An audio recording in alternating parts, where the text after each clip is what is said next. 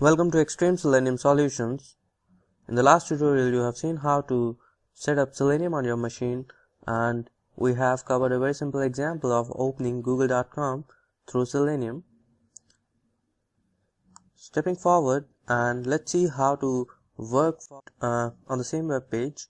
So if you are automating a web page, then first of all you'll open that web page and then work on different objects of that page. So for example, if I open google.com here, I might be looking for entering something in this text box, and then I want to click this search button so that I can see the results on next page. This is what automation is all about. So to print something or to type something in this text box, the automation tool need to understand what this object is. Here comes the role of object identification techniques.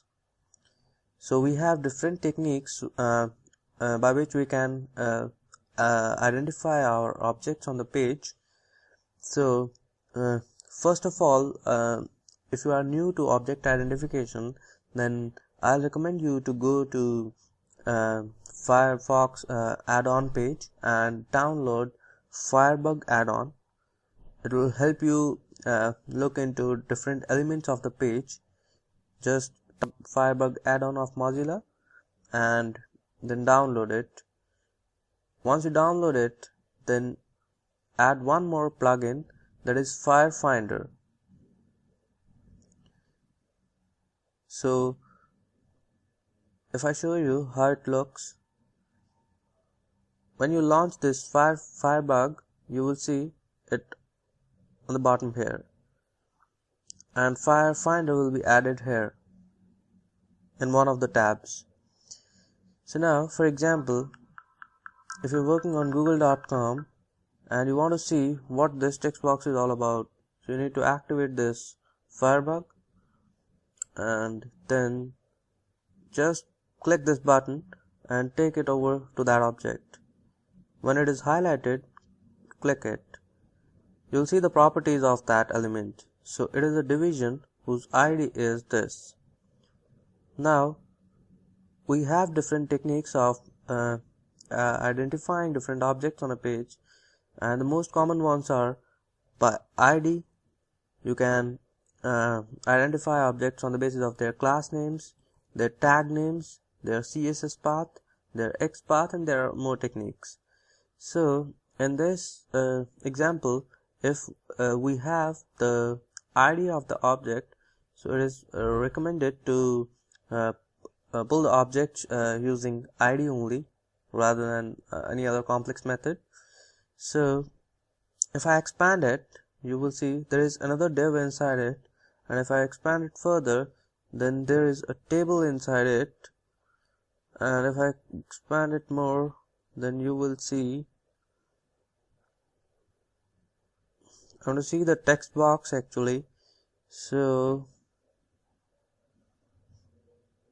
there must be an input box in between. Yeah, so this is the input box. I don't want to type something anything in a division or a table. I want to type inside the input box, right? So I need to give Selenium instructions about this input box and not the division. So if I pick the ID of this division, this input box, just copy it, click on Firefinder and paste this value here.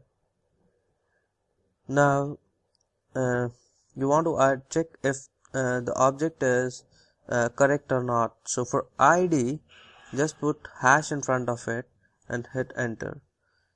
You will see that object is selected. One more thing, just check out the results here. So the criteria which you have given here has selected only one element.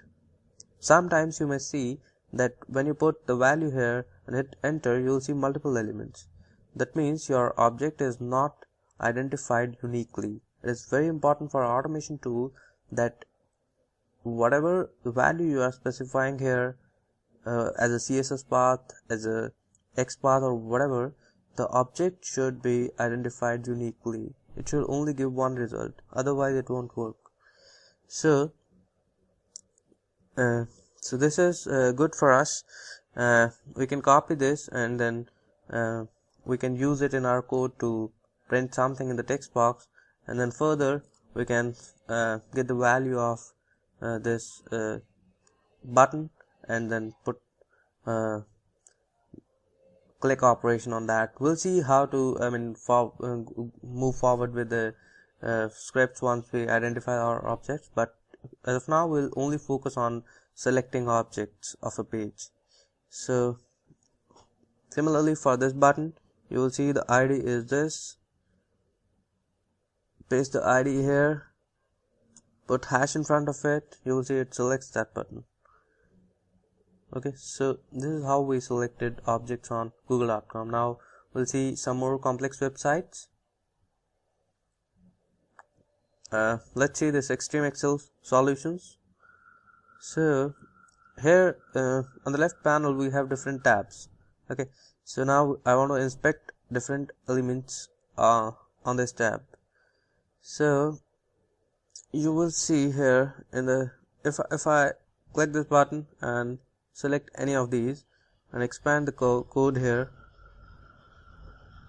so I can see here these all are in lists, right? And this UL is the complete list, right? And these are elements of that list. So and there is a division on the top of it. Okay, so if I simply pick any ID here like this and put hash and then ID, it will select that tab only. Okay, if I move mouse over it, then you can see that it actually shows me the object on the page. Go back to HTML. Similarly, if I select any other ID,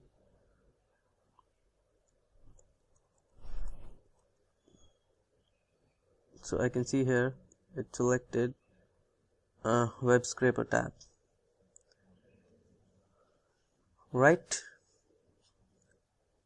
So so far we have only selected elements by ID. Now let's see if we can select an element with their class names. So this is a division. Its ID is AV menu and there is a UL under it. Its class is this.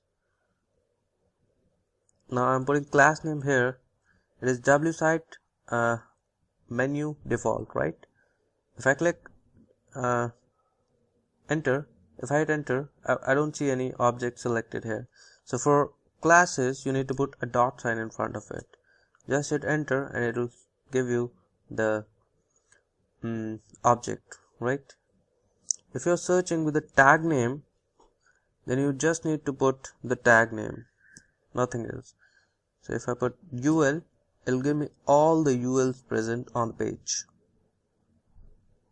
And if I want to select the UL, the only UL which has class name as wsite menu default, then I can put UL dot wsite menu default.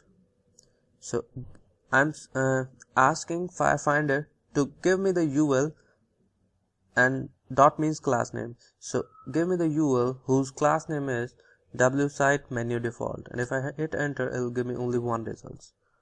Okay, so this technique is CSS path. So we've seen how to select elements by ID, class name, tag name. This is CSS path. Okay, so let's figure out more complex objects.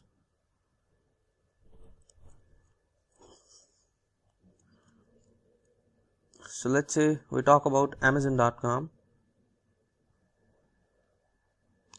So I searched for iPhone and in the list I got so many results, right? Now I want to select the title of every result. So there are 16 results on the page, so I want to select only 16 items. So if I click this button and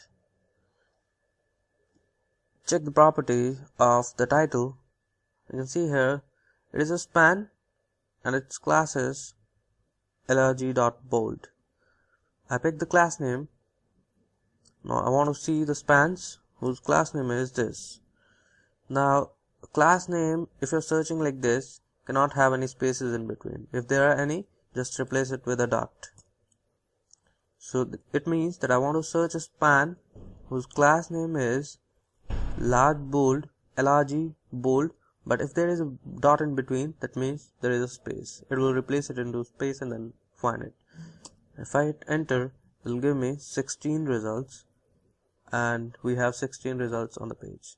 So only the titles got selected.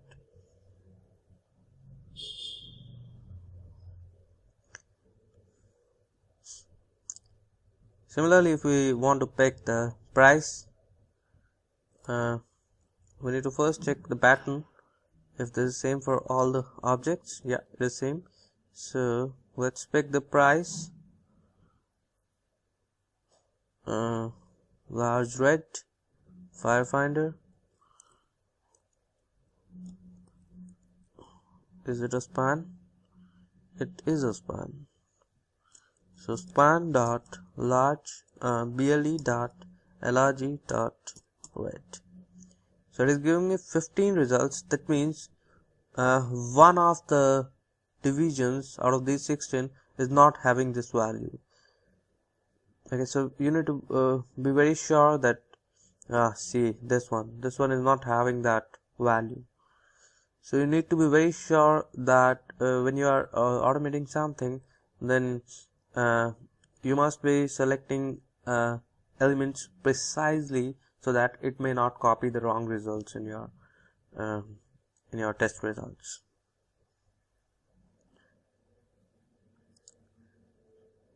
Thank you for watching this tutorial. We'll be covering more examples later in our video.